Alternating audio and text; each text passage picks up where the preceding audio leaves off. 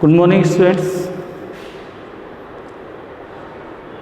आप पढ़ रहे थे प्रधानमंत्री के बारे में। पिछली क्लास में आपको बताया गया था कि प्रधानमंत्री की नियुक्ति कौन करता है, कैसे होती है। प्रधानमंत्री की शक्तियों और कार्यों के बारे में बताया गया था। संक्षेप में मैं दोबारा आपको बता देता हूँ। भारत में कार्यपालिका का संवैधानिक प्रमुख राष्ट्रपति होता है, लेकिन व्यवहार में राष्ट्रपति की समस्त शक्तियों का प्रयोग प्रधानमंत्री करता है। भारत में प्रधानमंत्री ही वास्तविक और सर्वोच्च शासक की भूमिका निभाता है। फिर आपने पढ़ा था प्रधानमंत्री की नियुक्ति के बारे में कि प्रधानमंत्री की नियुक्ति राष्ट्रपति द्वारा की जाती है, लेकिन राष्ट्रपति प्रधानमंत्री की नियुक्ति में अपने विवेक का प्रयोग नहीं कर सकता है। यानी वो अपनी इच्छा से किसी को राष्ट्रपति अपनी किसी इच्छा से किसी को प्रधानमंत्री नहीं बना सकता है। वह लोकसभा में स्पष्ट बहुमत प्राप्त दल के नेता को ही प्रधानमंत्री पद पर नियुक्त करता है।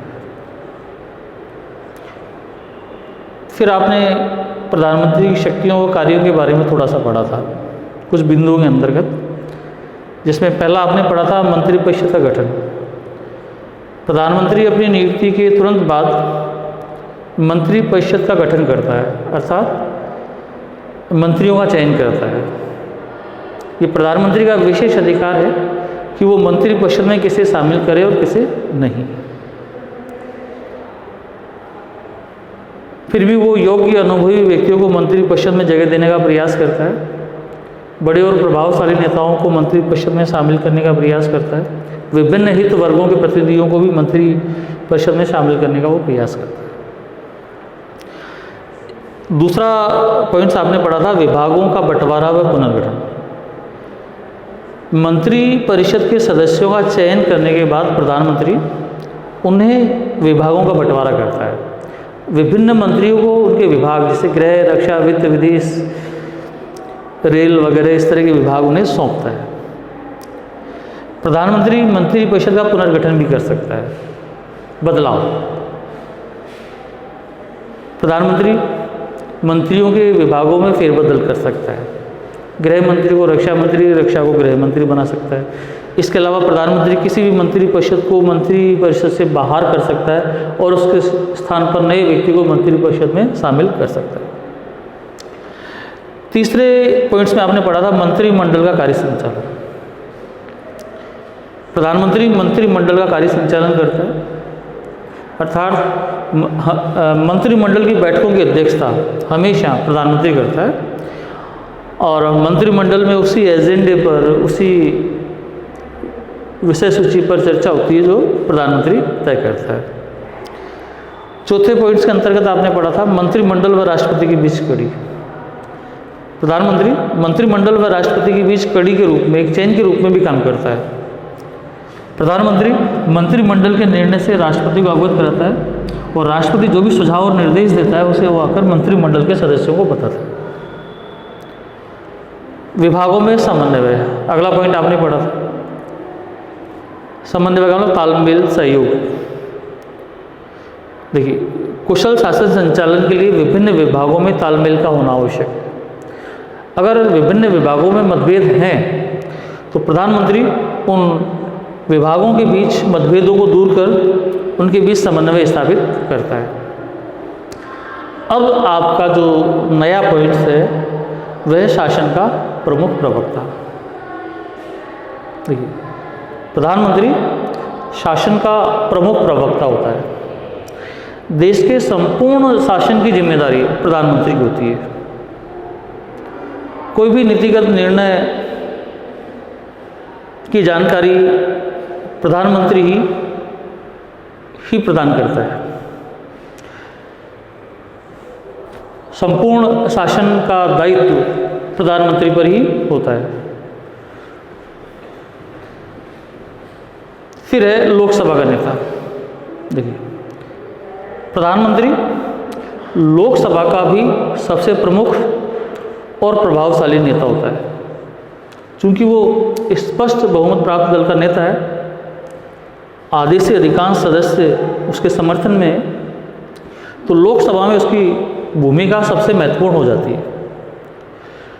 लोकसभा के नेता के रूप में प्रधानमंत्री, लोकसभा की कार्रवाई के संचालन, लोकसभा में शांति व्यवस्था और अनुशासन बनाए रखने में लोकसभा अध्यक्ष को मदद प्रदान करता है। अगला पॉइंट है आपका दल का नेता। प्रधानमंत्री अपने दल का भी सबसे प्रमुख और प्रभावशाली नेता होता है। दल के नेता के रूप में प्रधानमंत्री का दायित्व है कि वो दल के जनाधार में वृद्धि करे। चुनाव के समय आपने देखा होगा 2019 के जो चुनाव हुए थे और उसके बाद जो जहाँ जहाँ विधानसभा चुनाव हुए थे वहाँ पर प्रधानमंत्री ने दल के नेता के रूप में जगह जगह सबसे ज़्यादा चुनाव प्रचार किया था। अपने दल की नीतियों और कार्यक्रमों को प्रधानमंत्री जनता के सामने रखता है, जनता से अपील करता है कि उन्हें वो और ज़्यादा समर्थन करें। ये दल के नेता के रूप में प्रधानमंत्री का दायित्व है, कार्य है। नियुक्तियाँ, इससे पिछले वाले टॉपिक में आपने राष्ट्रपति की शक्तियाँ और कार्य पढ़े थे। आपने वहाँ पर पढ़ा था कि राज्यपालों, राजदूतों, उच्च आयुक्तों, सर्वोच्च व उच्च न्यायालय के न्यायाधीशों और विभिन्न आयोग जो होते हैं उनके अध्यक्ष व सदस्यों की नियुक्तियाँ राष्ट्रपति करता है।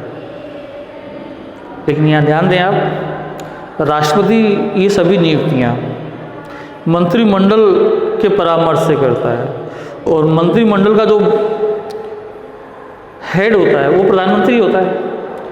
तो आप इस तरह भी कह सकते हैं कि राष्ट्रपति जो भी नियुक्तियां करता है वो प्रधानमंत्री के परामर्श से ही करता है, प्रधानमंत्री की इच्छा से ही करता है। विभिन्न राज्यों में राज्यपाल हों, विदेशों में राजदूत या उच्चायुक्त हों, सर्वोच्च या उच्च न्यायालय के न्यायाधीश हों। हालांकि न्यायाधीशों की प्रक्रिया थोड़ी अलग है, उसमें हस्तक्षेप थोड़ा कम है कार्यपालिका का, प्रधानमंत्री का, फिर भी भूमिका रहती है। इसके अलावा विभिन्न आयोग जो है, चुनाव आयोग है, उसके अध्यक्ष व सदस्य हैं, संघ लोक सेवा आयोग के अध्यक्ष सदस्य हैं, तो वित्त आयोग, इन विभिन्न आयोग के अध्यक्ष और सदस्यों की नियुक्ति भी राष्ट्रपति प्रधानमंत्री के परामर्श से ही करता है। फिर है लोकसभा को भंग करना। लोकसभा वाले टॉपिक में आपने, लोकसभा के संगठन वाले टॉपिक में आपने पढ़ा था कि लोकसभा एक अस्थायी सदन है। हालांकि लोकसभा का कार्यकाल 5 वर्ष होता है, लेकिन लोकसभा को समय से पहले भंग किया जा सकता है। लोकसभा को राष्ट्रपति प्रधानमंत्री की सिफारिश पर समय से पूर्व ही भंग कर सकता है। ये आपके प्रधानमंत्री की शक्तियाँ और कार्य। धन्यवाद।